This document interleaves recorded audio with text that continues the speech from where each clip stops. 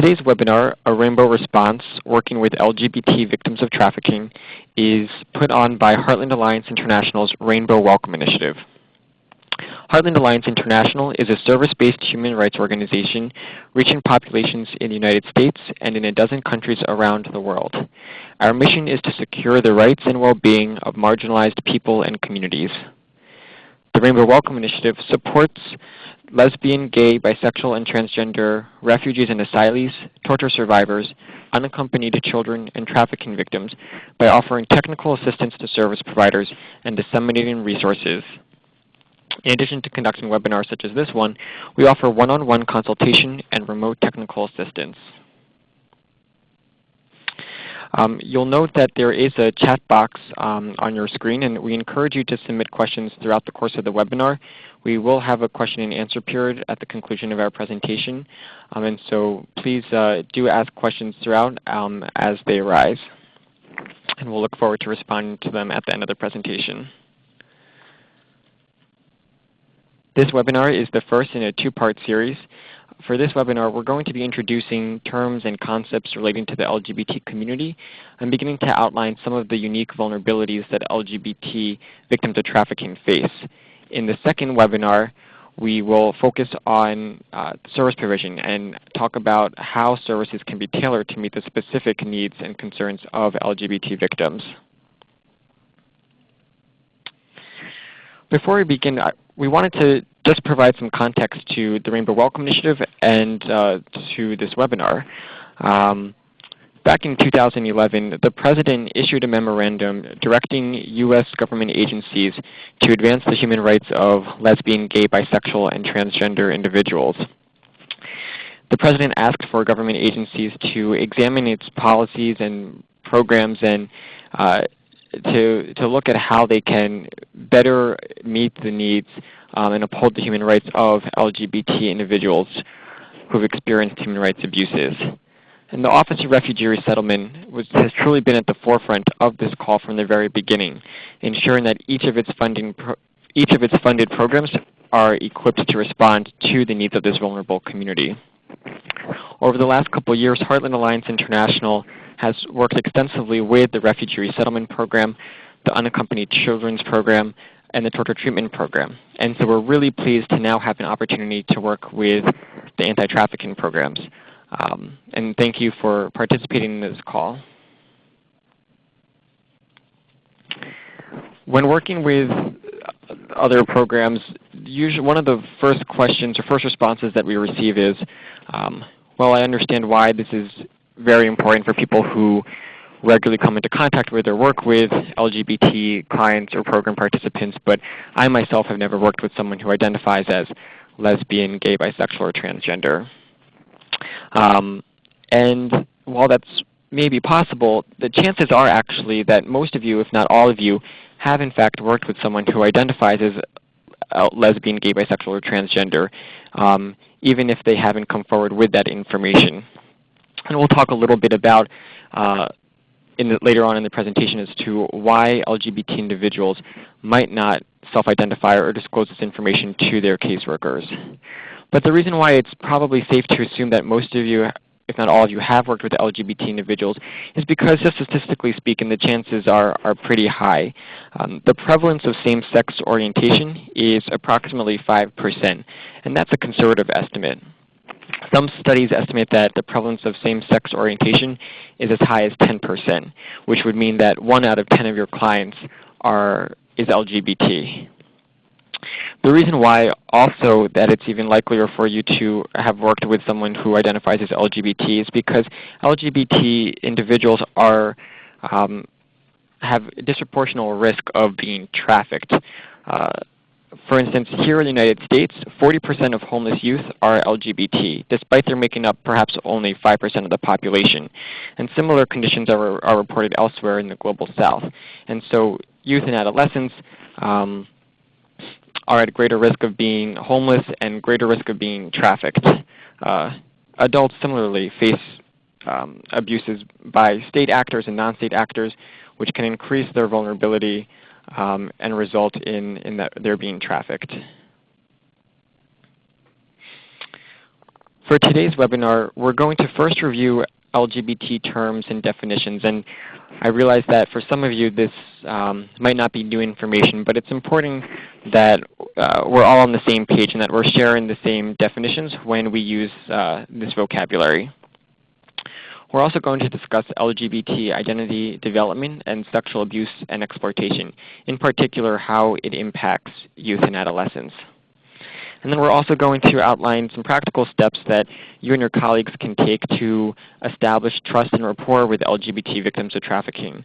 We realize how important it is to establish trust with any of your clients, and you do this already.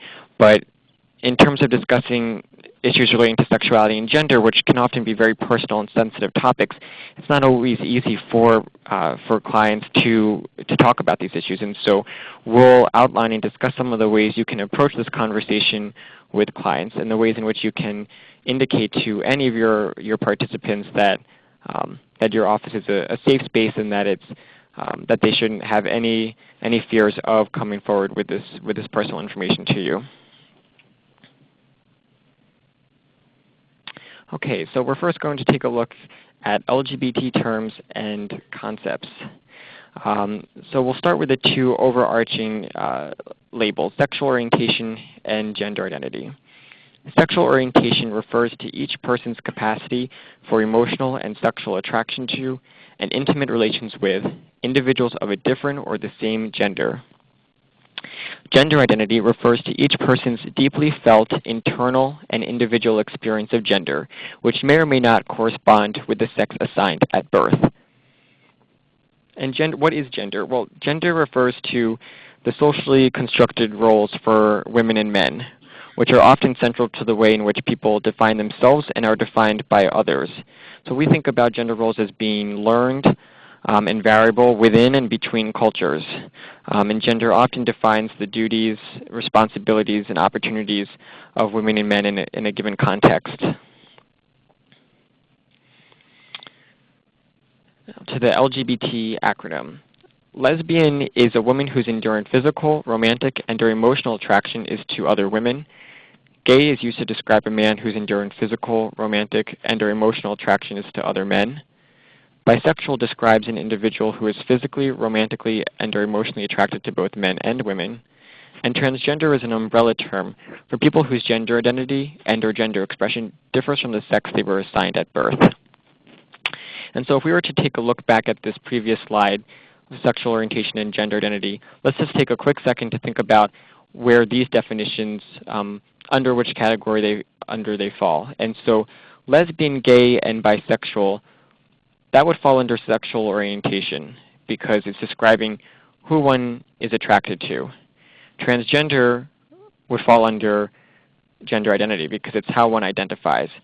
And so the way that I sometimes distinguish between sexual orientation and gender identity is sexual orientation is about who you love, and gender identity is about who you are. And so the relationship between sexual orientation and gender identity is interrelated, but they do remain distinct identities. And that's especially important to remember when working with transgender individuals. It's not uncommon for people to assume that if one identifies as transgender, then that means that they are either lesbian, gay, or bisexual. And that's actually not the case.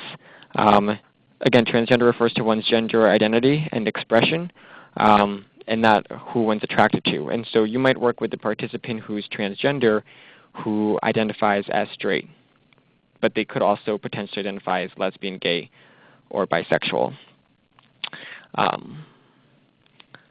A question that we often get about when working with transgender individuals is what pronouns to use. And I know it can sometimes get a little confusing, so I just wanted to cover that quickly. A transgender woman is someone who was born biologically male, but who identifies as female. And so a transgender woman was born male, but identifies as female. And so you would want to use feminine pronouns when talking to her and when describing her.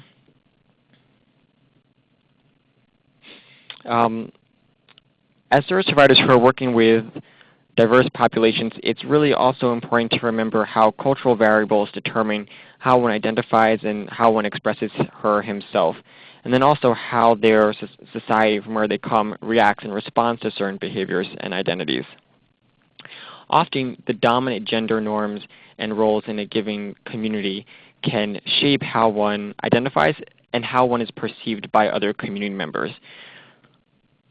For instance, in Latin America, it's not uncommon for in male same-sex relationships for only one of the partners to identify as gay. And so what we see is that in these male same-sex partnerships in many parts of Latin America, the relationships conform to a gender binary in which one partner is masculine and the other partner is feminine. And so the masculine partner who takes a more dominant role, both in the relationship and also sexually, will identify and be perceived as straight. The feminine partner, or the receptive partner, is only considered to be gay. And so you could potentially work with a client who, while identifies as straight, is still engaging in same-sex relations. And that's something that might be relevant to the services that you provide and the referrals that you make. Throughout the world, we also see how politics can shape the response to LGBT individuals. Just recently, we've seen how governments and politicians will introduce and pass legislation against LGBT individuals in an effort to increase their own popularity and mobilize constituents. And so some of you might have seen in the news that both in Russia and Nigeria recently, legislation has passed that have drastically reduced or taken away the human rights of LGBT individuals, making it a criminal offense for anyone to either be LGBT or in any way advocate on behalf of LGBT individuals. And this sort of scapegoating that we see is often an attempt to foster group solidarity. And so the idea is that these politicians, by attacking LGBT individuals and passing this legislation, that they're capitalizing on a political opportunity to galvanize support. When thinking about sexuality and gender, especially in light of what was just discussed about how gender norms are fluid and contingent on given communities' culture, it's helpful to think about sexuality and gender as existing on different spectrums. Because although we do have rigid categories and identity labels that make it possible for us to have this shared terminology, the human experience obviously is much more complex than what can be understood through just a word. And so what might appear to be contradictions are quite natural.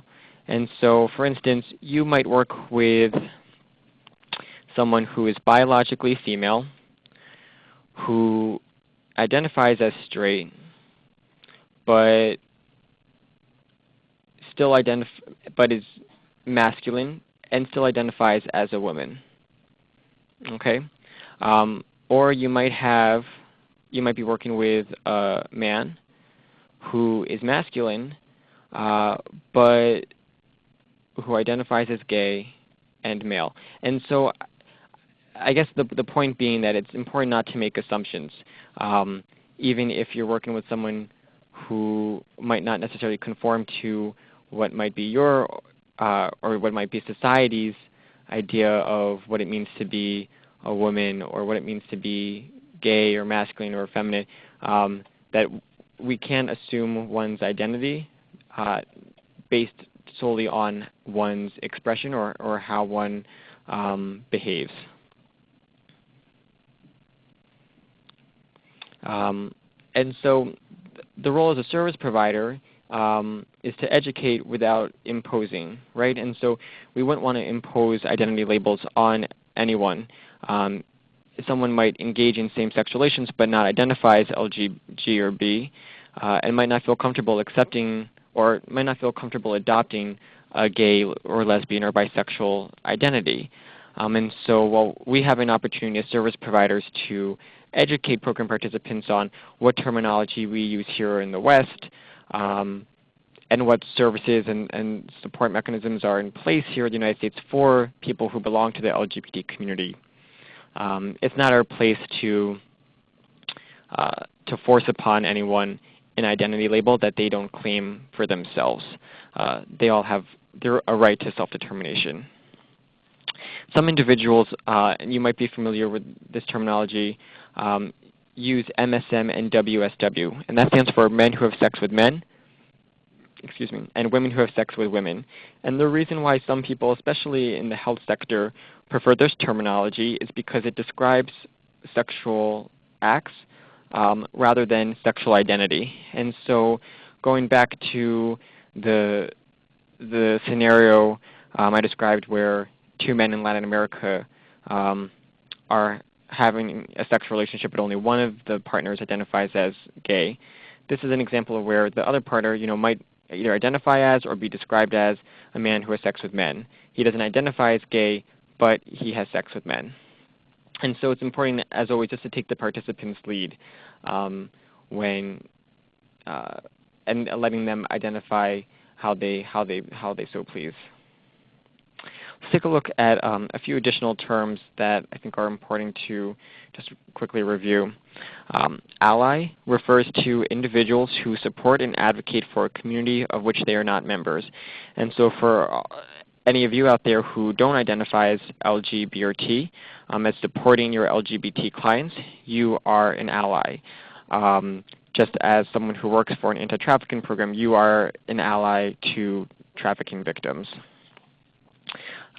Heterosexual describes an individual who is physically, romantically, and or emotionally attracted to someone of the opposite sex. And so the reason why I think this definition is important to include in this conversation is because I think we forget that everyone has a sexual orientation. Straight people do too. And I think that's sometimes forgotten or not always acknowledged because we think about sexual orientation in terms of the lesbian, gay, and bisexual community. Homophobia refers to hostility, negative attitudes, and or fear directed at LGBT individuals. Lesbian, gay, and bisexual individuals who feel shame and self-hatred because of their sexual orientation are said to experience internalized homophobia. And so your program participants, if they come from countries and come from experiences in which they were constantly barraged with negative messages about the LGBT community, they in some cases internalize that, attach shame to who they are. And that makes it more difficult for them, of course, for them to adopt an identity label, for them to disclose and self-identify, sometimes for them to access services. And we'll discuss that a little bit more later on in the presentation. Transphobia refers to hostility, negative attitudes, and or fear directed at transgender individuals. And intersex is an umbrella term covering differences of sexual development, which can consist of diagnosable congenital conditions in which anatomic, chromosomal, or gonadal sexual development is atypical. And I know that was sort of a mouthful and very scientific. Basically, the nutshell is that intersex refers to a variation in sex characteristics that do not allow an individual to be distinctly identified as either male or female. And so such variation may involve genital ambiguity. And the reason why we include intersex in this presentation is because while it's not nearly as likely for you to work with someone who is intersex as it is for you to work with someone who's LGBT or T, there's a chance that you will at some point work with an intersex individual, and the experiences that they faced are not all that different from other members of the LGBT community, in part because intersex individuals are targeted sometimes for similar reasons. They're considered to be gender outliers, if you will, because it's more ambiguous as to what gender they are and where they fit. There are some words that we try to avoid when working with and describing the LGBT community. Homosexual is still sometimes used, but the reason why we try to avoid it is because it does have these days a negative connotation, in part because of its root in sort of a medical diagnosis. We also don't use he, she, or she-male when describing transgender individuals because both those terms are derogatory and shaming, right? Because a transgender individual, a transgender woman doesn't consider herself to be a he, she identifies as a woman, just like a transgender man who was born biologically female identifies as a man. And so by using the word she-male or he, she, not only is that very offensive, but it doesn't accurately reflect how the individual identifies. The reason why we don't use sexual preference and why we use sexual orientation instead is because sexual preference suggests that someone chooses who she or he is attracted to, when in fact one's sexual orientation, who one is attracted to, is an inherent characteristic. Transsexual and transvestite. So in the United States, these terms are considered to be pejorative, and so you might not hear it very often, but they are used commonly. These terms are used commonly in Latin America, and so you might work with a client from Latin America who self-describes or refers to another individual as a transsexual or a transvestite, and it's not meant in a derogatory way. And so again, just it's important to consider and think about how vocabulary might vary between communities and cultures. So we already went through one of the main myths surrounding the LGBT community, that is being LGBT is a choice. Choice, of course, plays a role in whether an individual decides to live openly as LGBT, but we know that choice plays little, if any, part in determining one's sexual orientation. Most LGBT individuals describe their sexual orientation as being inherent, just as straight people know from a very early age that they're attracted to people of the opposite sex. People who are lesbian, gay, and bisexual from an early age recognize that they are attracted to members of the same sex.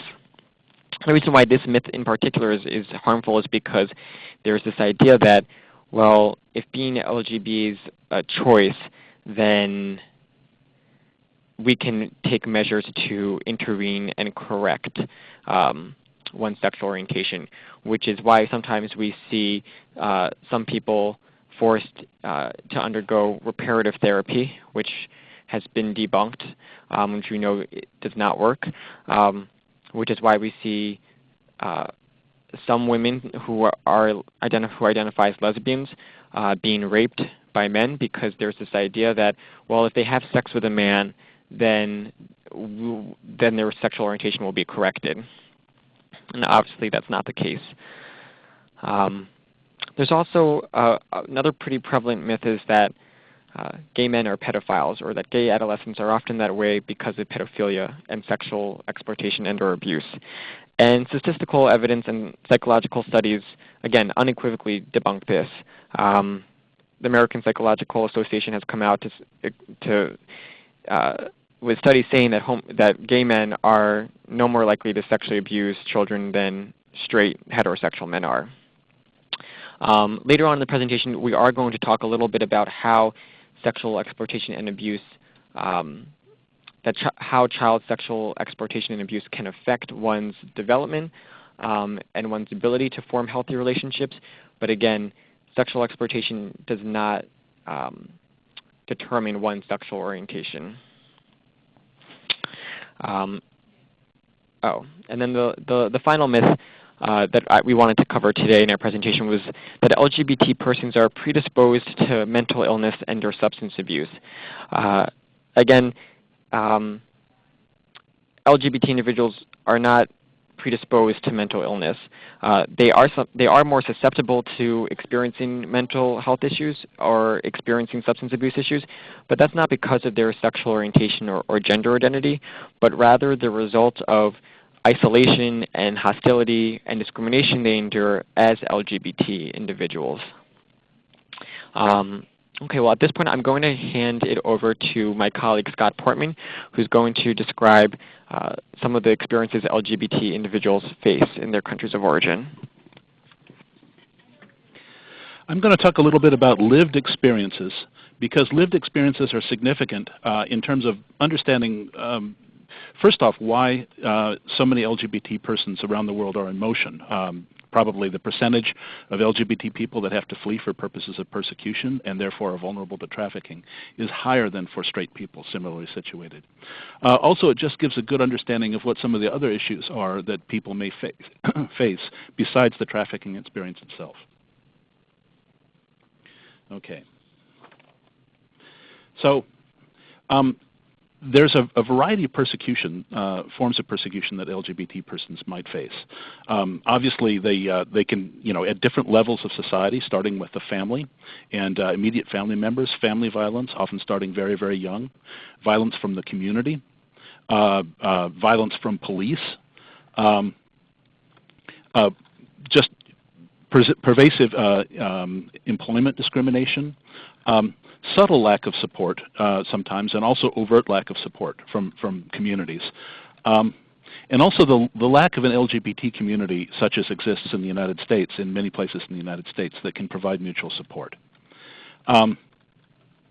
One of the things, LGBT identity is still criminalized, or sex acts are still criminalized in 76 different countries around the world, and the death penalty persists in 9 countries. But systemic abuses toward LGBT people have been recorded in more than 130 countries last year. One thing that you should remember, I know that most of you work with trafficking victims who have already been certified and referred to you as trafficking victims, but it's really important to consider and to work with your partners to make sure that they screen people for asylum. There may be situations in which asylum is a preferable remedy, and also organizations that you work with may come across people that don't fit the criteria for trafficking, but if they're LGBT, they may in fact have a very strong case for asylum. The U.S. has granted asylum to LGBT persons since the early 1990s, and it's considered one of the protected categories. It's considered one of the social categories, immutable social categories under asylum law.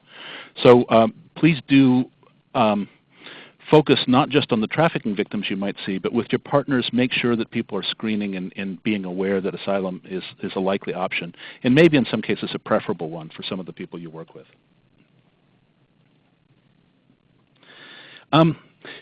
Daniel went through and talked about describing each of the different acronyms, the L, G, B, and T, and how they differ.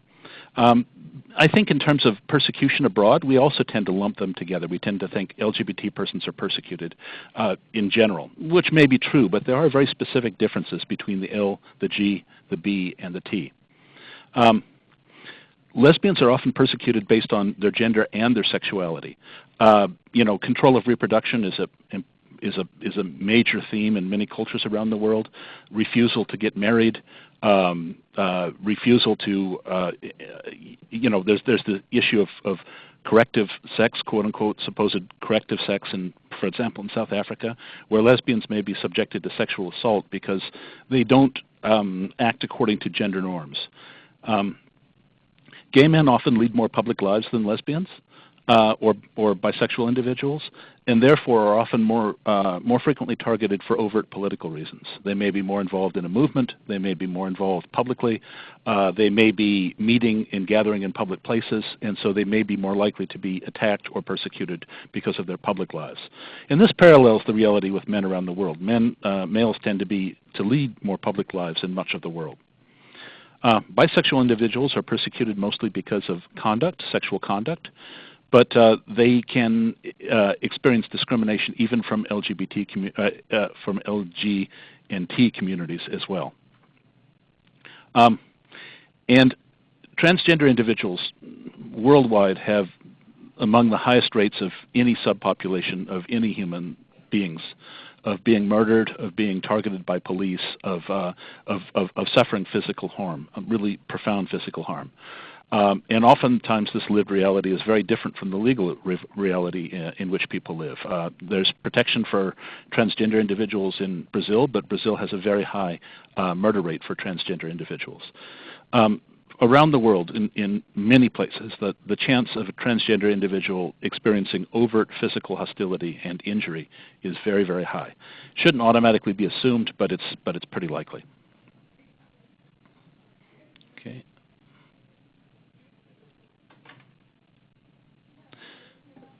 Okay, hold on just a second here. Okay. So, hold on, I think I've just got off the wrong slide for a second. No, we're good. LGBT individuals migrate due to persecution disproportionately and face increased risk of becoming victims of trafficking for specific reasons. In their country of origin, besides the discrimination, besides the violence and the risk, they may simply be unable to secure employment if their sexual orientation or gender identity is known. So they may face economic stressors that place them in motion. Individuals with a history of sexual assault are more vulnerable to sex trafficking. Now, this is the case also for straight individuals that have a history of sexual assault. But since there's frequent history of sexual assault among homeless LGBT youth, it's amplified in the case of this population. A history of substance abuse also increases vulnerability to being trafficked. As Daniel mentioned, use of substances is higher in most LGBT communities in most parts of the world as a response to the discrimination they face, not due to any specific thing about being LGBT, but rather the social consequences that they face.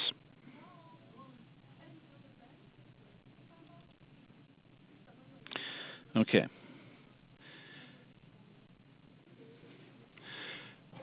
Hold on a second here.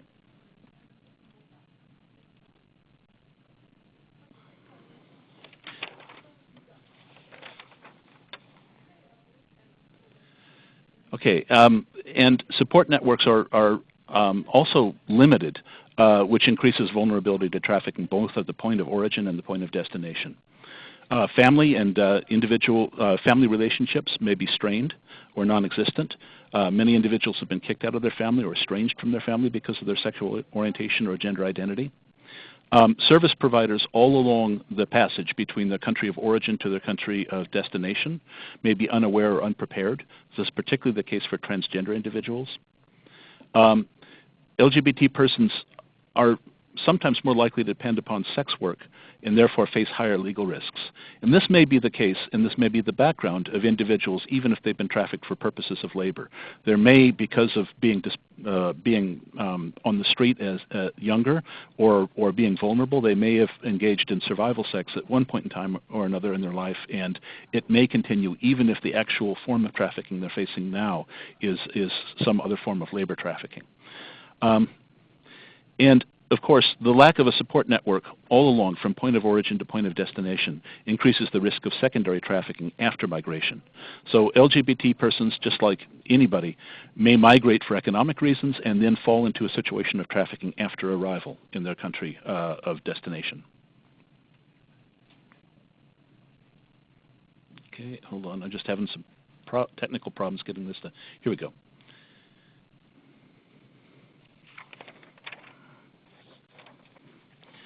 Okay. LGBT individuals can be trafficked in context in which their LGBT identity may or may not be relevant. So they may be targeted because they're LGBT, or they may be coerced into performing activities related to sexual orientation, typically sex trafficking. They may be victims of trafficking not specifically because of LGBT status, but because of all the other vulnerabilities that we've discussed. And any victim, but the most important thing is any victim of trafficking might be LGBT, regardless of the type of trafficking. So it may be that their sexual orientation or gender identity may be directly relevant to the fact that they have ended up being a trafficking victim, or indirectly relevant, or completely irrelevant. Okay.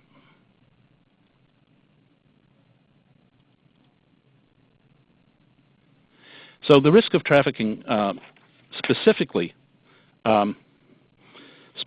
due to sexual orientation or gender identity. we've had cases, well, not inside the United States, but abroad, where LGBT individuals have been coerced into various activities by threat of disclosure to family members and extortion. This is the case in Iraq, in which case some gay men were coerced into participating with a terrorist organization because of their sexual orientation, and also in drug smuggling. So this is typically a problem outside the United States in countries where the consequences of being a sexual minority are exceptionally grave. But remember, people don't typically understand the legal regime in the United States, and they don't understand what they might face here. So oftentimes people can be coerced, and also there may be all sorts of reasons why they don't want their sexual orientation or gender identity known at home. You know, it may have very negative effects on their family, or they may fear, and legitimately fear, the loss of their relationship with their family. So there is a risk that LGBT persons may be coerced into forced labor or activities by threat of disclosure. And this makes it especially difficult for people to disclose to a service provider. So you may find somebody where this is, in fact, the leverage that a trafficker has over the individual, but that may not be immediately apparent. So you may have a very strange case where it seems like the person could leave, but for some reason they're not. And it may seem like the trafficker has, you can't quite figure out what the edge the trafficker has over the other person. It's a good thing just to keep it in the back of your mind somewhere that sexual orientation or gender identity and extortion due to that may be a factor. The other thing is that people may not understand the legal context in the United States, particularly if they're not English fluent or English speaking, and they may be told and they may assume that consensual same-sex relations are illegal, and therefore they're open to coercion here. The other thing is with LGBT persons specifically versus other victims of trafficking, is that they might have a likelihood of a long history of violence due to their sexual orientation or gender identity, and therefore may have greater sense of powerlessness or hopelessness in the face of threats. So a person that's really experienced violence throughout their life may have even sort of a form of kind of learned hopelessness, you know, when they're not able to really advocate for themselves. And again, they may appear to be in a situation where there may be some question about whether they're free to leave or not, but because of a long history of abuse in the country of origin due to sexual orientation or gender identity, they may be less free to leave than one might think. So that's something that has to be worked out with law enforcement and also as people investigate trafficking cases to make sure that that's taken into consideration. Okay. So I also wanted to talk a little bit about harassment in the United States, because given the vulnerabilities I just talked about, the reasons why LGBT persons may be unable or unwilling to leave a place of employment, you may also come across cases that are really in a gray zone. I know that most of the cases you work with are certified, and they are trafficking victims with, you know, DOJ certification or law enforcement agency certification, but some of you may work with people in sort of a gray area. So there is a real risk of harassment of LGBT persons in the United States, and LGBT migrants may not be prepared to deal with the consequences of that in the way that we expect that they might. So just very briefly, severe enough harassment involving physical injury or certainly sexual assault can be grounds for a U visa. So I talked earlier, I know that we're focusing on trafficking today, but I just want to reemphasize that organizations and the organizations you work with should have, you know, some sensitivity for whether there might be an asylum case or, for that matter, a U visa case. Also, the consequences of harassment for an LGBT person in the workplace, a former trafficking victim or a current trafficking victim, may be more severe. So harassment includes unwanted or unwelcome acts or communications. It has to be severe or pervasive, not a one-off thing. It has to be both objectively and subjectively offensive for the law to take this into consideration. Based on a protected class, I mean, sexual orientation could qualify. It can include verbal conduct or sexual advances or actual physical contact. I bring it up just because it may be a contributing factor that further causes difficulty for the people that you're working with, that complicates the way that you provide services to them, and may also complicate their ability to trust and confide in you. I also understand, we did talk with the various trafficking organizations before this presentation. Oops, hold on. Okay, hold on. I think we got out of sequence once again.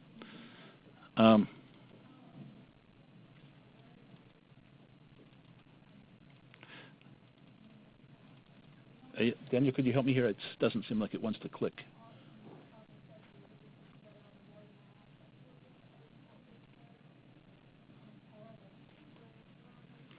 Yeah. I understand and realize that we're talking today that we've had conversations with the various trafficking programs, and in fact most of the cases you see are labor trafficking, and in fact the overwhelming majority are also adults. That many of the young people then end up being transferred to ORR custody as part of the unaccompanied children's program.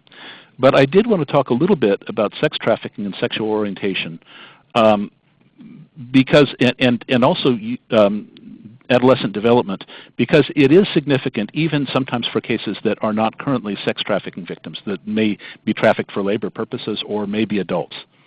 So adolescents and young adults are at the greatest risk of sex trafficking. Trafficking of LGBT youth for purposes of sexual exploitation is very common, particularly since they're homeless. It's especially common for transgender youth. In fact, in much of Latin America, the only support network that transgender youth might have is older transgender individuals, typically who typically are involved in the sex industry. So the problem of that you sometimes face of people identifying with a person that would be considered a trafficker or abuser, those lines get gray and are very difficult to discern and can be quite tricky when it comes to transgender individuals in Latin America, because the older individual who may be involved in commercial sex may be that person's only support. And so sex trafficking and also sexual abuse and exploitation risk, of course, normal development of identity and sexuality. That's standard for both straight and gay. So I did want to talk a little bit about adolescent development, because even if you're dealing with adults, it is relevant. Typically, LGBT refugees and victims of trafficking have a long history of difficulty, if not outright abuse, in childhood, which informs the way that they respond as adults. Okay.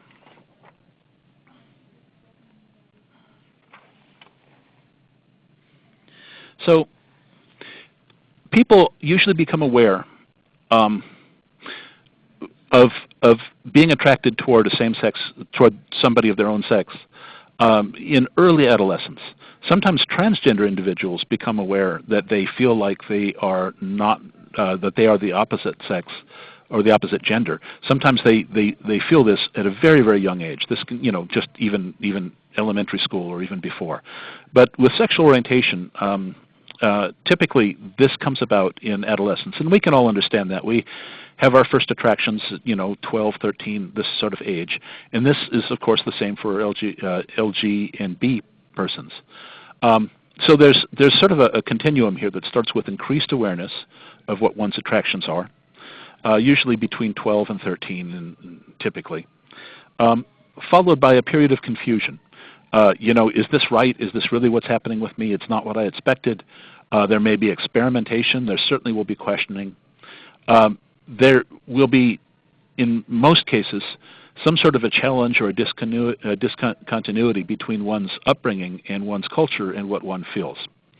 And then the process then goes on hopefully toward sort of a process of integration and identity adoption as the person becomes in their late teens, and identity commitment as they realize who they really are and feel free, hopefully, to act on it and be comfortable with their identity and their orientation.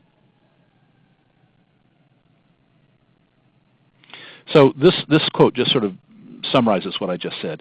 The sexual identity development of LGBT youth implies a process of identity formation and integration, which includes a progression of increased acceptance of oneself and continued identity disclosure to others. So that's if things are healthy, that's the way that goes. There's a normal process of confusion, of awareness, confusion, acceptance, and then living fully free as who one is. But this linear model ignores other factors at play in diverse trajectories. So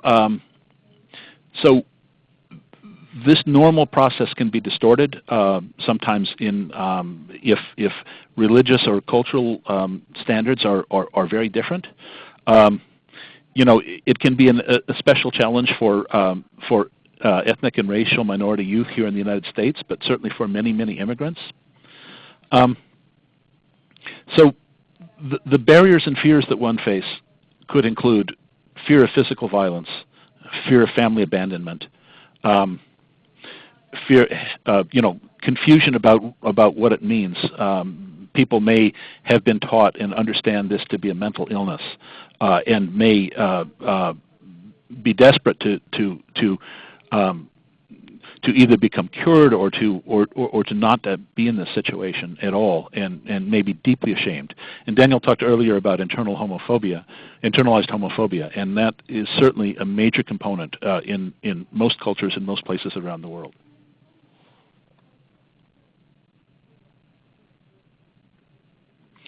So then we're going to talk about two things. Sexual exploitation distorts identity development of LGBT youth. It distorts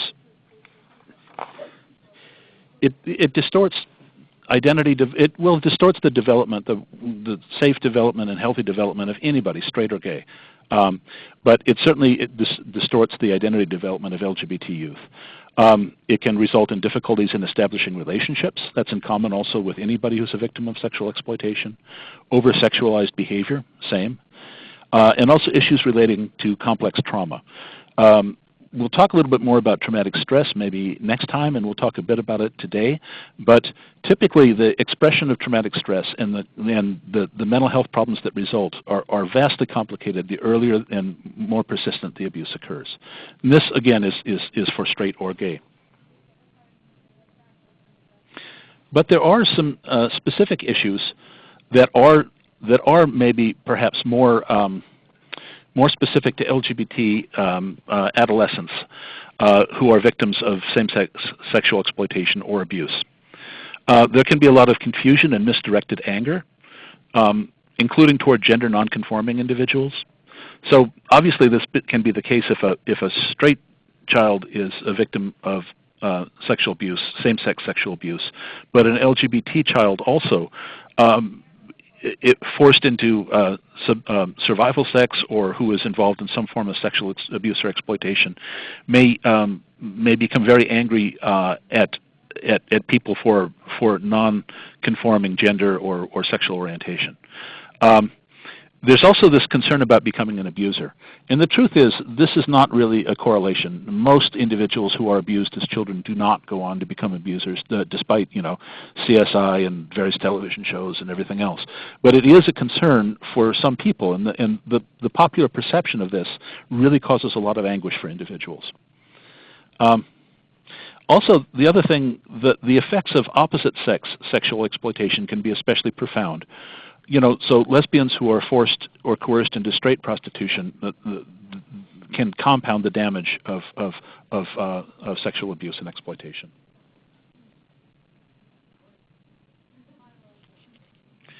Okay. There's also unique issues that affect transgender individuals as they develop.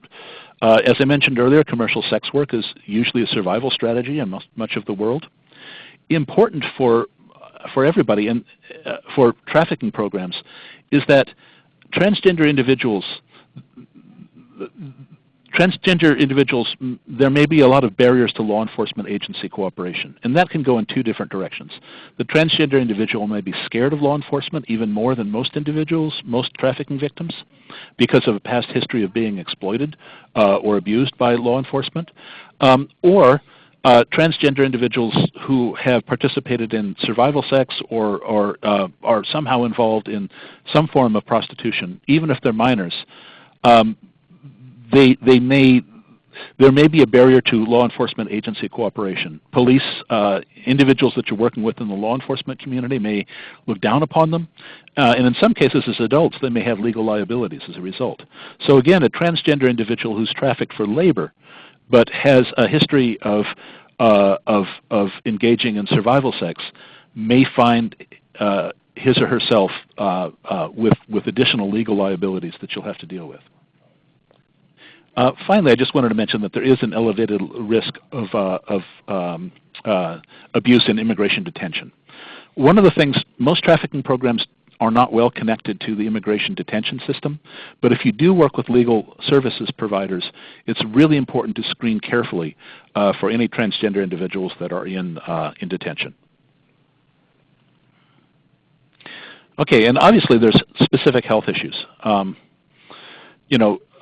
And again, these particular issues here on this slide pertain to both LGBT and straight individuals, although there are some unique risks for LGBT persons. So multiple sexual partners without protection, oftentimes under the influence of alcohol or drugs, as I'm sure you all do.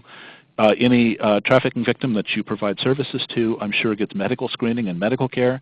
I think the important issue here is that you might want to be seeking specific medical care by somebody who works with LGBT communities rather than just any medical provider. We'll talk more about that in the next presentation. Of course, sexual health and risk of STIs, and traumatic stress and complex trauma. Is rife with this community. And again, I am sure that all of the trafficking programs provide trauma-informed care. Okay, there are some differences in traumatic stress among LGBT youth, or some greater likelihood.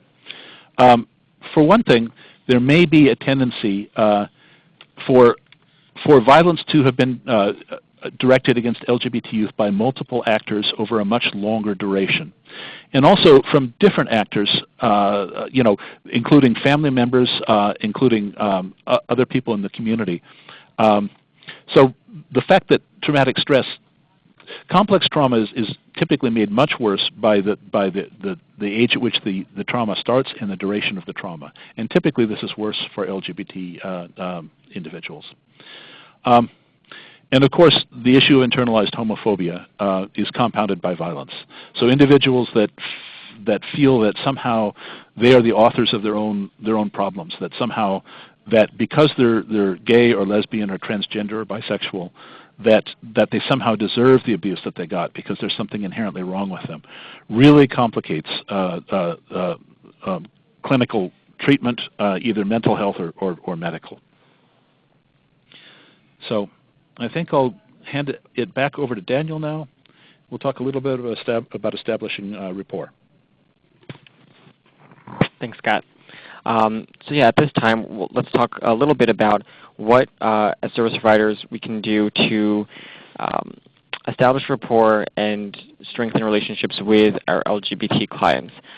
As you all well know, just the experience of trafficking alone can erode individuals' ability to trust others.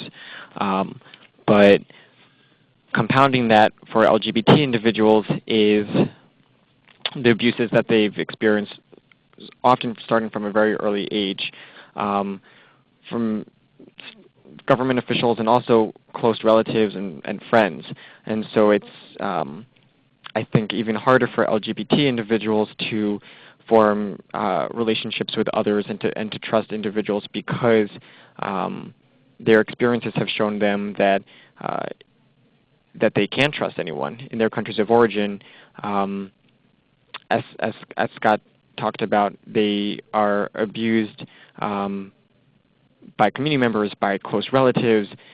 They can't go to the police or authorities because nothing will be done on their behalf, or they'll experience just additional persecution. And so it's really important that we do whatever we can to demonstrate to all of our clients walking through the door that that your agency is accepting of and welcoming to all individuals regardless of sexual orientation or gender identity. I want us to all think about what it means for an agency to be safe for and inclusive of LGBT program participants, and to think about how our daily choices can either signal support or inadvertently suggest disapproval of a client's sexual orientation or gender identity. And I think there's a difference between you know, having an environment that's non-exclusionary and one that's actively inclusive. And so none of your agencies exclude LGBT individuals.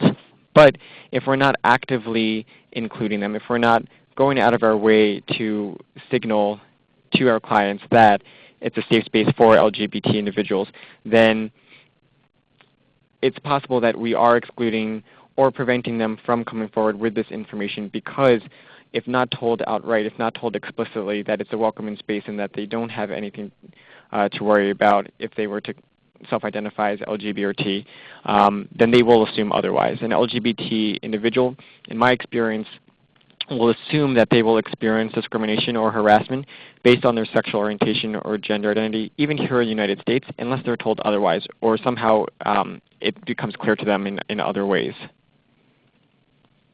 And so when communicating with clients, we encourage providers to use gender-neutral language. And what does this look like?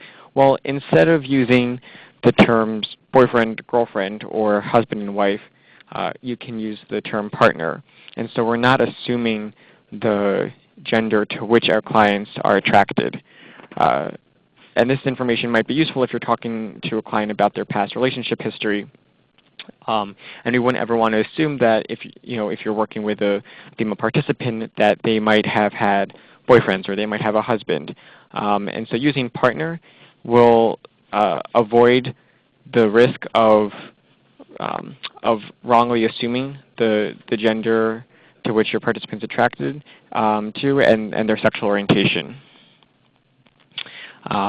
And then it's important, again, as you probably do already, to build rapport through active listening, affirming what your clients share with you and acknowledging their experiences and what they've been through, being sensitive, which again goes back to listening and responding to what they've shared with you, and also not asking probing questions that they might not feel comfortable answering, or information that they don't feel comfortable sharing right away.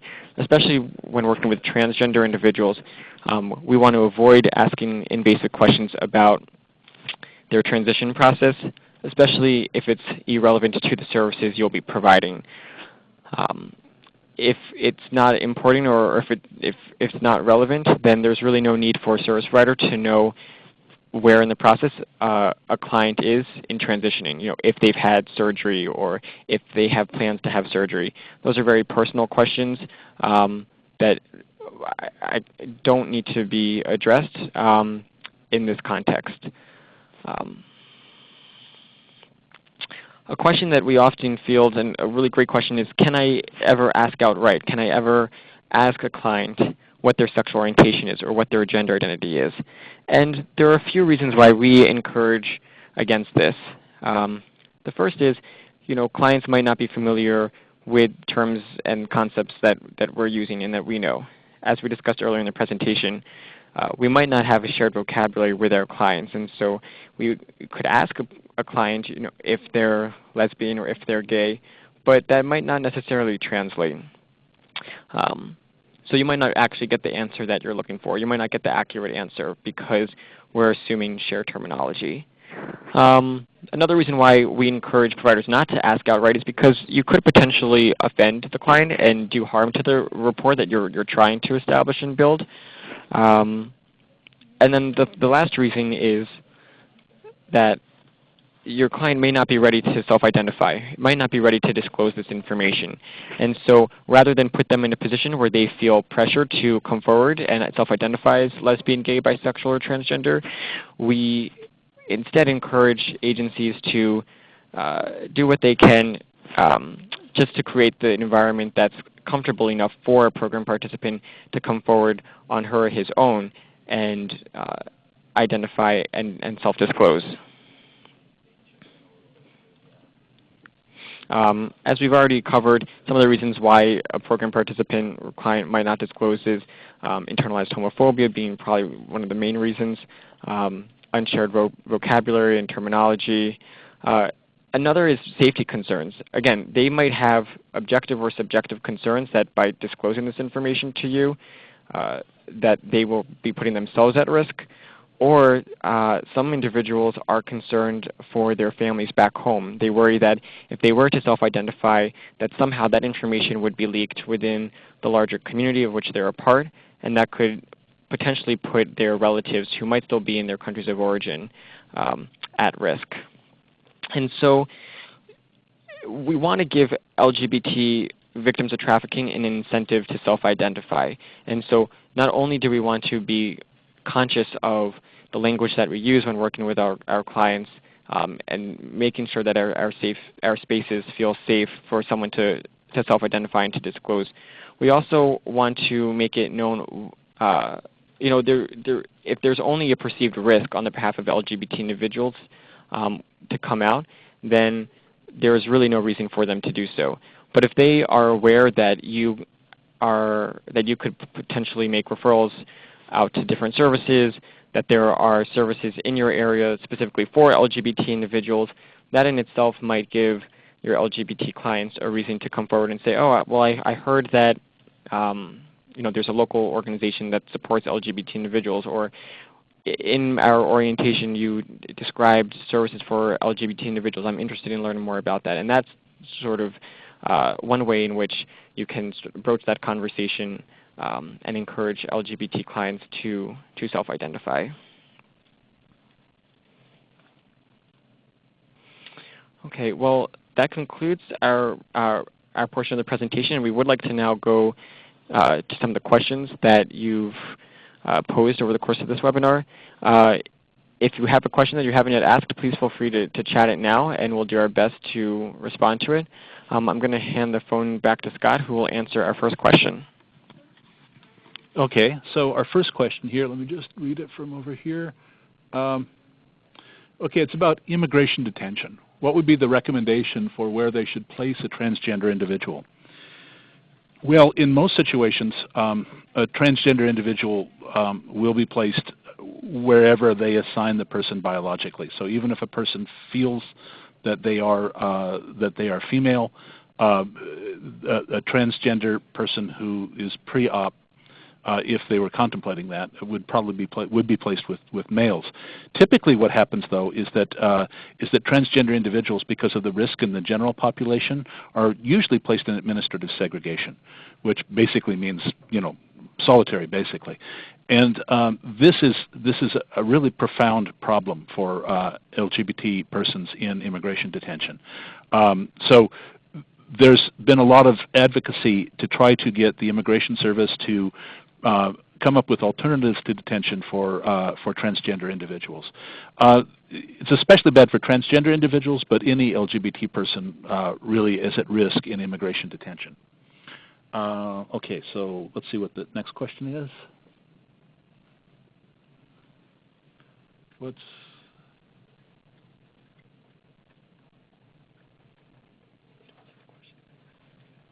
Yeah.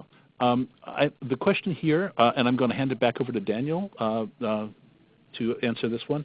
What is a sensitive way to explain the difference in use of language in the United States when working with a person from Latin America who may be using transvestite versus transgender? That's a great question. My recommendation is if the client you're working with identifies as a transvestite, then you would want to honor the way they identify themselves. If they don't personally identify as a transvestite but are referring to other people as transvestites, I think it's completely in your right to give some background information to explain that here in the United States that word isn't as commonly used within the LGBT community because it's considered pejorative, and that transgender has become the preferred term to use. But again, yeah, we want to be sure that we're appreciating and respecting the cultures from which our clients come, and if they feel more comfortable using a term that to us might seem a little jarring or pejorative, then it's important for us to not only take the word at face value, but to understand the intent behind it. I'm looking here to see if we've got any other questions. It doesn't seem that we do. I am wondering, does anybody else want to chat in any questions? Okay, I'm not seeing. How many folks do?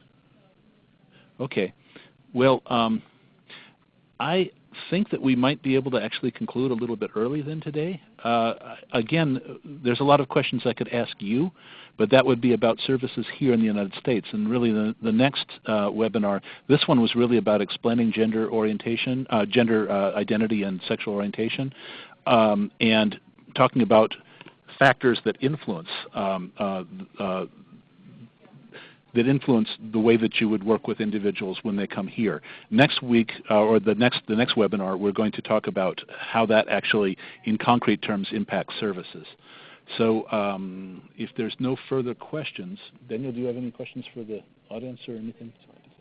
Okay, I'll hand it back over to Daniel to let him conclude here. Thanks, Scott, and thanks everyone for participating on today's call. We hope that you'll be able to join us for the second webinar, which will be in early March. We hope that you will fill out the survey following this webinar. Not only will we really appreciate your feedback so that we can make adjustments to future presentations, but it will be really helpful as we design and finalize the second webinar. And so we're really looking forward to reading your feedback and learning what are the issues that you want to be sure we address in the second part of the series. Hope you all have a great day, and thanks again. Take care. Thank you. Please stand by.